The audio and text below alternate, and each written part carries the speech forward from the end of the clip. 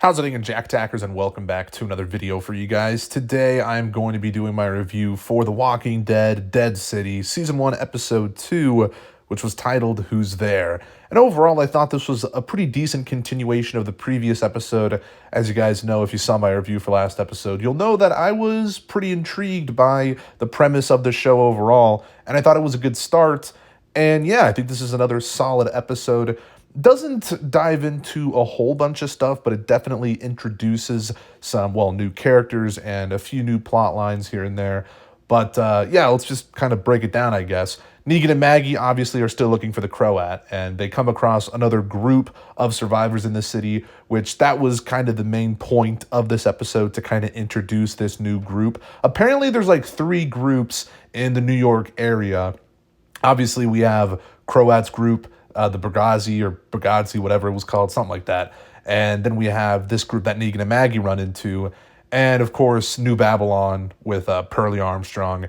And I actually thought that New Babylon was part of Croat's group initially. I don't know if anyone else thought that, but yeah, no, they're 2 separate entities. I guess I'm stupid for thinking that. But anyway, the opening scene where Negan and Maggie have to zip line between the 2 buildings was absolutely amazing. I mean, we saw that in the trailers and stuff like that, but it was just great to actually see that entire scene unfold because it was pretty anxiety inducing. I mean, I'm not like super afraid of heights. I mean, I guess I kind of am, but that scene really just made my palms sweat a little bit, but it was really awesome. And especially when like the zip line kind of jammed and Maggie had to kind of like jimmy her way over to the other side of the building. That was like pretty stressful. I don't know. And you see all the walkers beneath Maggie. It was just like, oh man. I mean, not only will the fall kill you, you know, you're going to get munched on by walkers if you fall, which, yeah, that's just crazy. And going back to kind of Pearlie Armstrong's character, we get to see a little bit with him in this episode. You know, he's still looking for Negan, and then he comes across either his old apartment or his like brother's apartment. He definitely was familiar with that place, and someone let me know down in the comments. I wasn't exactly sure if it was his apartment or if it was like, again, his friend, his brother. There were some pictures in there. I think it was his brother's. Yeah, I'm pretty sure it was. And obviously we see, I presume, his dead brother on the couch.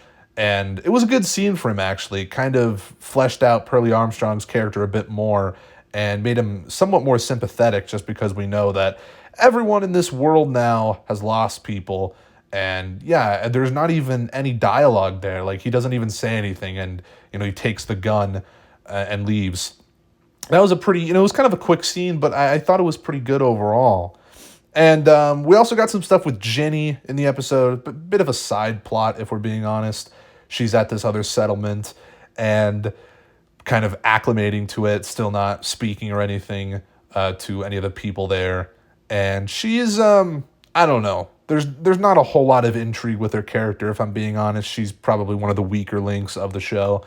But who knows? I mean, obviously, we still have 4 episodes to go, so they could flesh her out a bit more, but she's not super intriguing as of now. But that's just my opinion.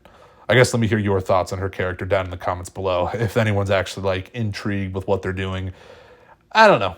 I think, if anything, Ginny's kind of like a plot device to make, well, not maybe a plot device, but she's just trying to, especially in the first episode, it seemed like she was kind of there to make Negan even more sympathetic, like, oh, Negan saved her and stuff like that. Like, Negan cares about Ginny. I don't know. It just seemed like she is not really a character yet. So it'll be interesting to see what they do with her in these next couple episodes. But anyway, this new group of survivors, we find out they're basically like at war with the Bragazi.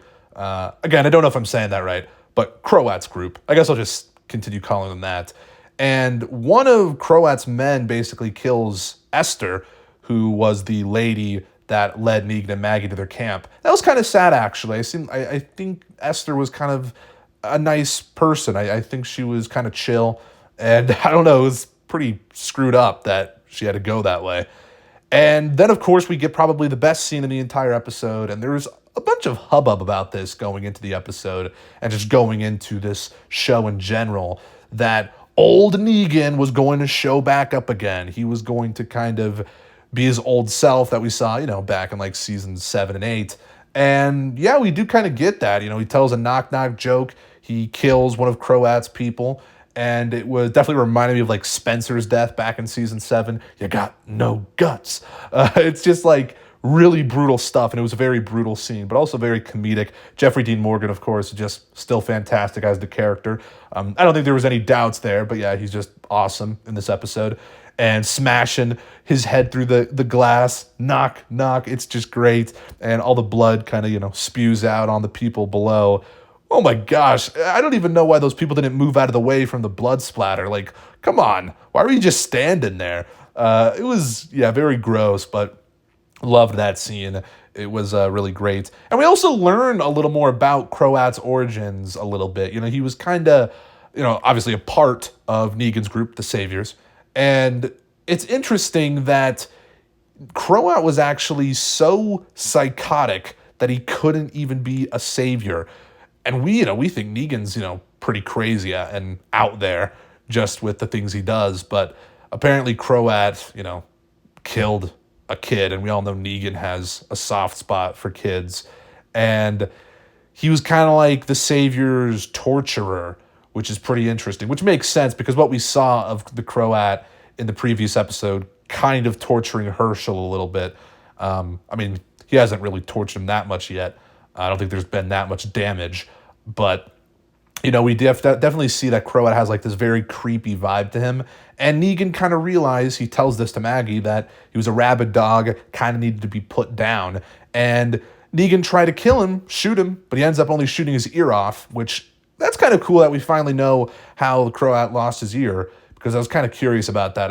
I assumed they were going to answer that and they were going to kind of explain that, and luckily they do in this episode. So it was cool that we got a little bit of backstory between Negan and the Croat, because I was definitely wanting to see that kind of unfold at some point and kind of know more about him. But yeah, the Croat wasn't really in this episode that much either. He does end up running into Pearlie Armstrong because Pearlie gets trapped in a net, and one of the kind of traps that he's set up throughout the city.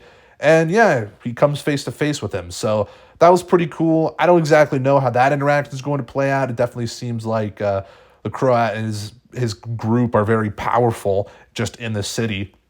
And they seem to definitely be like kind of the power force of the city right now. So I don't know how Pearlie's going to get out of this one, but that'll be interesting to see. And it seems like Negan and Maggie will probably team up with this new group that they found with Esther, and hopefully that they can kind of take down the Croat or something like that. I don't exactly know if that's going to go down the way I think it's going to go down. I think perhaps that these people just kind of help Negan and Maggie get to the Croat and get to his like base of operations, which is kind of like that wrestling arena, it seemed like, is maybe his, or at least one of his bases in the city. And I think, there's so many walkers in the city that it's going to be kind of difficult to get to that base. So it'll be interesting to see how they kind of get to that. And it seems like that's going to be kind of where the series is going to go, in that direction, where they're going to try and get to the Croat's base. But pretty solid episode overall. I liked it. I also liked, the way those people had those helmets with the spikes. That was pretty cool. Wanted to briefly mention that. And yeah, I think it was just a decent episode overall. I'm very excited to see where the rest of this season goes, because I'm enjoying it so far. I'm enjoying it. And I think a lot of people are as well.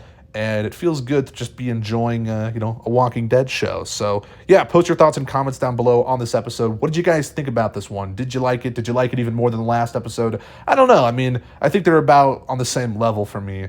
But, yeah, both are pretty solid. So, yeah, let me hear your thoughts. Very curious to see what you guys have to say. Anyways, if you liked this video, make sure to give it a thumbs up. Subscribe if you're new. Check out my Letterboxd and Twitter in the description. And I'll see you guys in the next one. Peace.